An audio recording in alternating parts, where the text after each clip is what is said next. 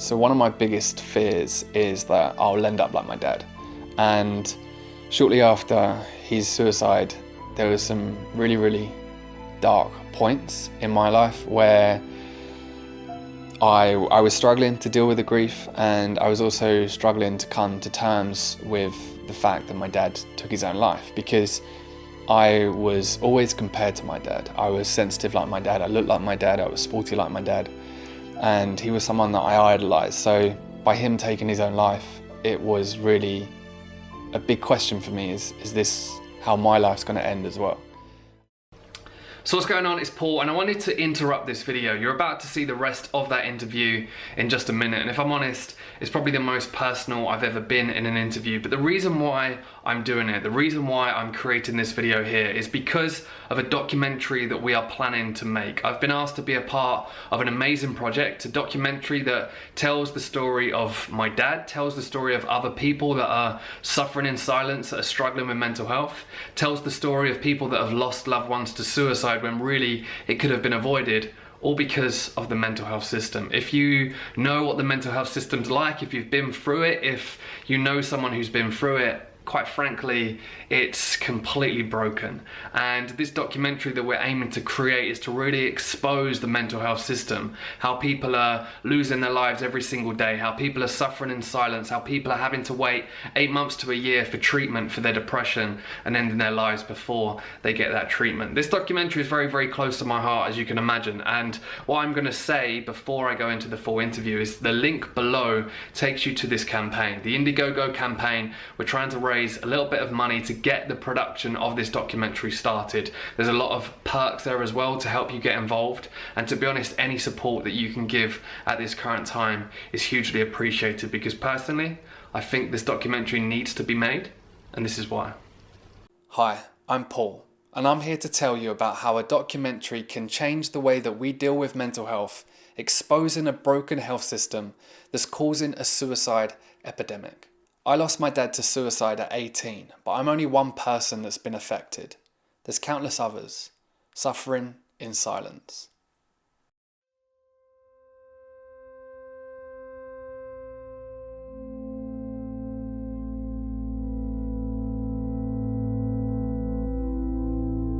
So hi, I'm Paul, and at 18 I lost my dad to suicide.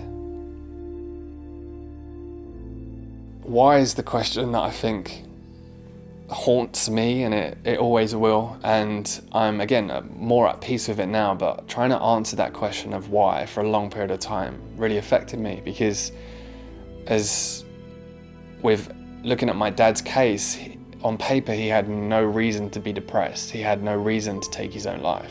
So the day that it happened it was an ordinary day. I went to work, so did my mum, my brother, and I would be lying though if I did say that it was unexpected, because my dad's previous attempt, my dad's short stay in the mental health unit as well, and just the prior months to that, you know, his struggles that he was having with depression and with his mental health. So one of my biggest fears is that I'll end up like my dad.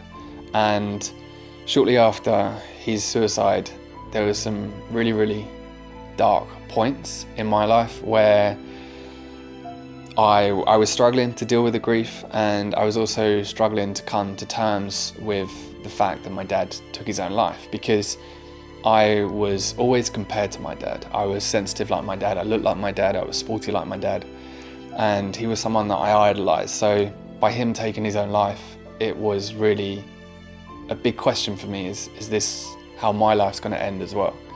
And there was some times where I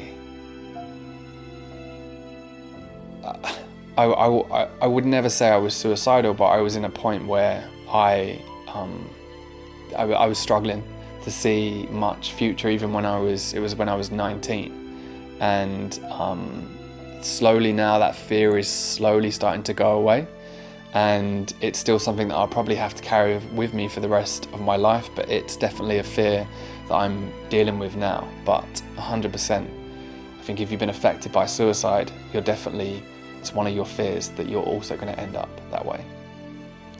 For me, the personal reason why I want to get involved in this film is because I don't want my dad's suicide to go unnoticed. I don't want his suicide to be something that we stop talking about and something that we just brush under the carpet. I also don't want the many other suicides, the families that have been affected, to also go unnoticed. These are real people losing their lives to a mental illness that we simply are ignoring, we're simply not talking about. And there's also so many people suffering in silence right now who may be feeling suicidal that don't want to talk about it because they feel so alone. So I'm hoping that my involvement in this and getting the stories across of many others as well will hopefully help those affected by suicide.